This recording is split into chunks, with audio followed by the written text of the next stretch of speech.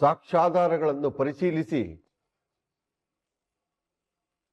ವಾದ ವಿವಾದಗಳನ್ನು ಪರಿಗಣಿಸಿ ಸಂಧ್ಯಾಳಂತೆ ನಟಿಸಿದ ರಮ್ಯಾಗೆ 10,000 ರೂಪಾಯಿ ದಂಡ ವಿಧಿಸಿ ಕಟ್ಟೆಚ್ಚರಿಕೆ ನೀಡಲಾಗುತ್ತಿದೆ. ಹಾಗೂ ಈ ಮೊದಲು ಸಂಧ್ಯಾಗೆ ಲೈಂಗಿಕ ಕಿರುಕುಳ ನೀಡಿದ ವಿಕ್ರಮ್ ಭೂಪತಿಗೆ 3 ತಿಂಗಳ ಕಾಲ ಕಠಿಣ ಕಾರಾಗೃಹ ಶಿಕ್ಷೆ ವಿಧಿಸಲಾಗುತ್ತಿದೆ.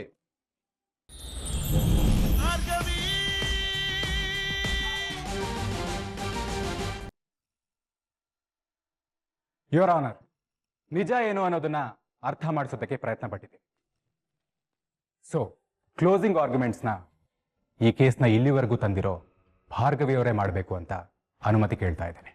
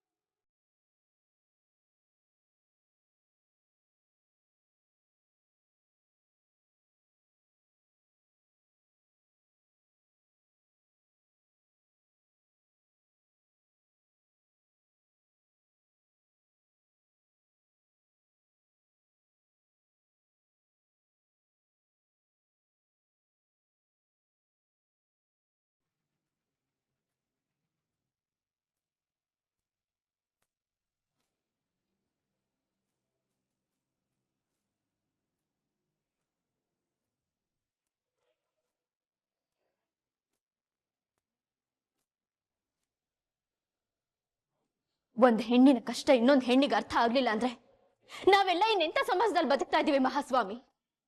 ಈ ಕೇಸಲ್ಲಿ ಒಂದ್ ಹೆಣ್ಣಿಗೆ ಇನ್ನೊಂದು ಹೆಣ್ಣೆ ಶತ್ರುವಾಗಿ ನಿಂತಿದ್ದಾಳೆ. ಇಂಥ ಕಠೋರ ಮನಸ್ಥಿತಿಯ ಅಪರಾಧಿಗಳಿಗೆ ಖಂಡಿತ ಶಿಕ್ಷೆ ಆಗ್ಬೇಕು ಮಹಾಸ್ವಾಮಿ. ಒಂದು ಹುಡುಗಿ ಮನೆಯಿಂದ ಹೊರಗಡೆ ಹೋಗಿ ವಾಪಸ್ ಮನೆಗೆ ಬರೋವರೆಗೂ ಕಣ್ಣೋಟದಿಂದ ಹಿಡಿದು ಚುಡಾಯಿಸೋದು, ರೇಗ್ಸೋದು, ಇಂಥದೆಷ್ಟೋ ನೋವುಗಳನ್ನ ನೋಡ್ತಾಳೆ. ಇದನ್ನೆಲ್ಲ ಹೆಣ್ಮಕ್ಳು ನನ್ನ ಹಣೆ ಬರ ಅಂತ ಸುಮ್ಮನಿರ್ತಾರೆ ಮಹಾಸ್ವಾಮಿ.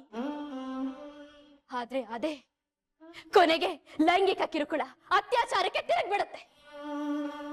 ಆದ್ರೂ ನಮ್ಮ ಸಮಾಜ ಇಷ್ಟೊತ್ತಲ್ಲಿ ಅವಳು ಹೆಣ್ಣು ಹೊರಗಡೆ ಯಾಕೆ ಹೋಗಿದ್ಲು ಅಂತ ಕೇಳ್ತಾರೆ. ಆದ್ರೆ ಆ ರೇಪ್ ಮಾಡಿರೋ ಕಚ್ಚಡ ವ್ಯಕ್ತಿ ಬಗ್ಗೆ ಮಾತಾಡಲ್ಲ. ಅದಕ್ಕೆ ಇನ್ಮೇಲೆ ಒಂದು ರೂಲ್ಸ್ ಮಾಡ್ಬಿಡ್ಬೇಕು ಯುವರಾನ್. ಏನಪ್ಪಾ ಅಂದ್ರೆ ಸಂಜೆ 6 ಗಂಟೆ ಮೇಲೆ ಯಾರು ಹೊರಗಡೆ ಹೋಗ್ಕೂಡ್ದು ಅಂತ. ಹುಡುಗಿರಾಮ? ಹುಡುಗಿರಲ್ಲ ಮಹಾಸ್ವಾಮಿ, ಹುಡುಗರು.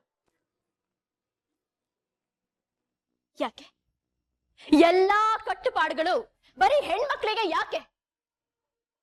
ಒಂದ್ ಹೆಣ್ಮಗಳು ಹೊರಗಡೆ ಹೋಗುವಾಗ ತಾಯಂದ್ರು ಇಷ್ಟೊತ್ತಲ್ಲಿ ಹೊರಗಡೆ ಹೋಗ್ಬೇಡಮ್ಮ, ಹೊರಗಡೆ ಹುಡುಗರಿರ್ತಾರೆ ಅಂತ ಭಯ ಪಡ್ತಾರೆ. ಯಾಕೆ?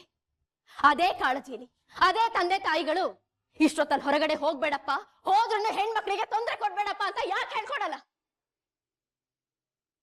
ಹೆಣ್ಮಕ್ಳನ್ನ ಗೌರವಿಸಿ ಅವಳನ್ನ ದೇವಸ್ಥಾನದಲ್ಲಿಟ್ಟು ಆರಾಧಿಸೋ ಮೊದಲು ಅವರನ್ನು ಸಾಮಾನ್ಯ ಮನುಷ್ಯರಂತೆ ಬದುಕೋಗ್ಬಿಡಿ. ಅದೇ ಈ ಸಮಾಜ ಹೆಣ್ಮಕ್ಳಿಗೆ ಕೊಡೋ ದೊಡ್ಡ ಗೌರವ. ಎಲ್ಲಾ ಗಂಡಸರು ಕೆಟ್ಟವರು ಅಂತ ನಾನು ಹೇಳ್ತಿಲ್ಲ ಮಹಾಸ್ವಾಮಿ, ಒಳ್ಳೆಯವರು ಇರ್ತಾರೆ. ಆದ್ರೆ ಇಂಥ ಕೆಟ್ಟ ಗಂಡು ಮಕ್ಕಳಿಂದ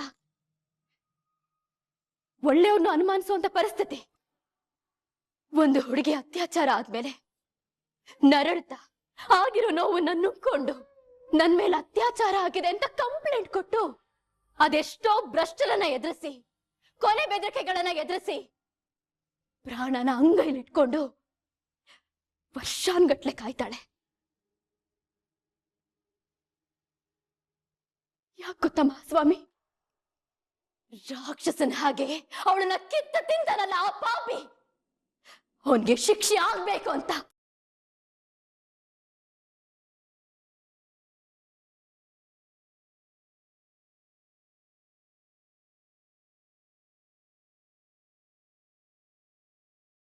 ಅಂತ ಹೆಣ್ಣಿಗೆ ನ್ಯಾಯ ಕೊಡ್ಸಕ್ಕಾಗದೆ ಹೋದ್ರೆ ಈ ಕೋರ್ಟ್ ಯಾಕೆ, ಕಾನೂನು ಯಾಕೆ, ನಾವ್ ಯಾಕೆ?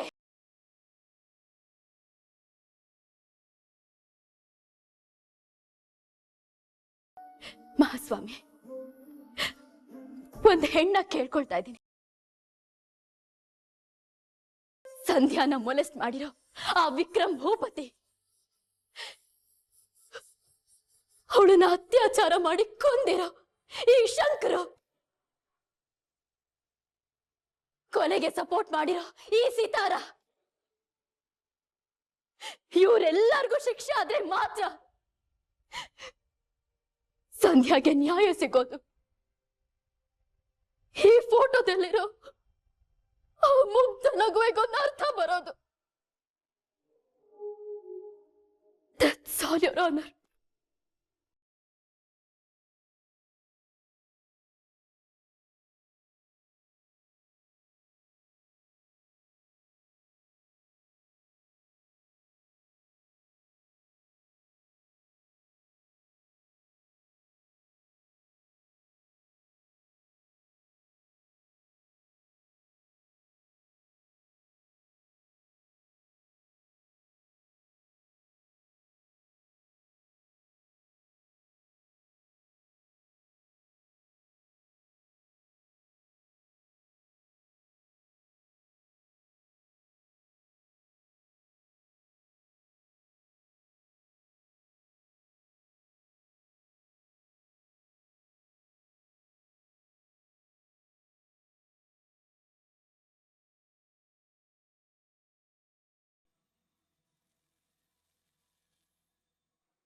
ಸಾಕ್ಷ್ಯಾಧಾರಗಳನ್ನು ಪರಿಶೀಲಿಸಿ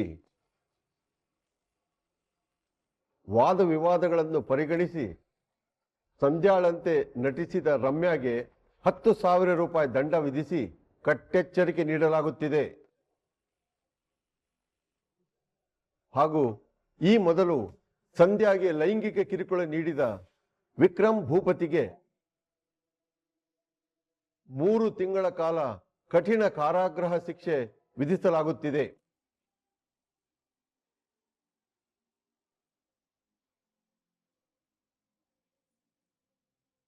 ಹಾಗೂ ಸಂಧ್ಯಾಳ ಅತ್ಯಾಚಾರ ಹಾಗೂ ಕೊಲೆಯಲ್ಲಿ ಭಾಗಿಯಾಗಿರುವ ಶಂಕ್ರು ಹಾಗೂ ಸಿತಾರಾ ಶಕ್ತಿ ಪ್ರಸಾದ್ಗೆ ಜೀವಾವಧಿ ಶಿಕ್ಷೆಯನ್ನು ಈ ಘನ ನ್ಯಾಯಾಲಯ ವಿಧಿಸುತ್ತಿದೆ.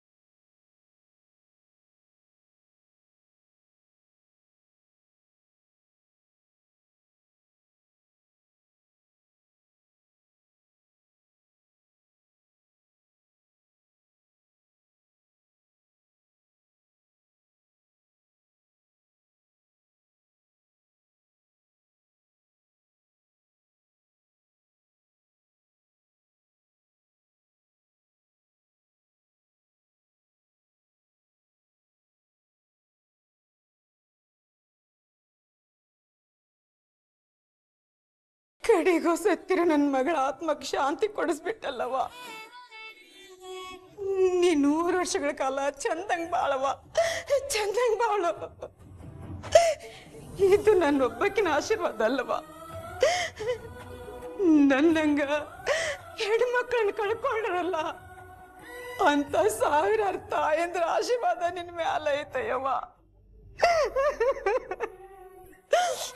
ಇನ್ ಮುಂದೆ ನಾನು ನನ್ನ ಮಗಳಿಲ್ಲ ಅಂತ ಅನ್ಕೊಳಂಗಿಲ್ಲವ. ನೀನ ನನ್ನ ಮಗಳು, ನೀನ ನನ್ನ ಮಗಳು.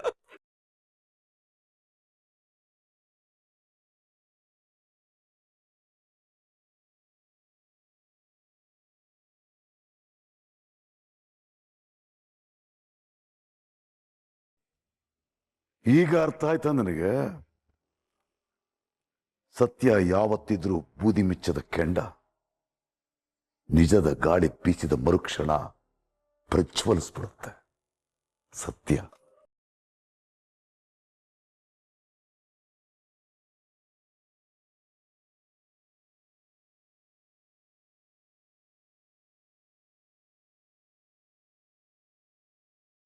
ನಿಮ್ಮಂತವ್ರು ನಮ್ಮಂತವ್ರ ಮಧ್ಯೆ ಇರೋದು ಹೆಮ್ಮೆ ಮೇಡಮ್. ಎಷ್ಟ್ ಚೆನ್ನಾಗಿ ವಾದ ಮಾಡಿದ್ರಿ.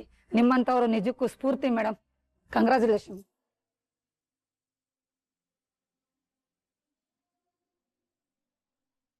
ನನ್ನನ್ನು ಕ್ಷಮಿಸ್ಬಿಡಿ ಅಮ್ಮ.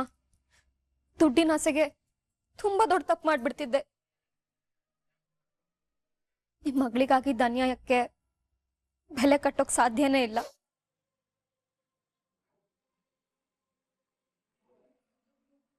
ಅಕ್ಕ, ದುಡ್ಡಿಗಿಂತ ಮಿಗಿಲಾದ ವಿಷಯಗಳು ತುಂಬಾ ಇದೆ ಅಂತ ನೀವು ನನಗೆ ತೋರಿಸ್ಕೊಟ್ರಿ.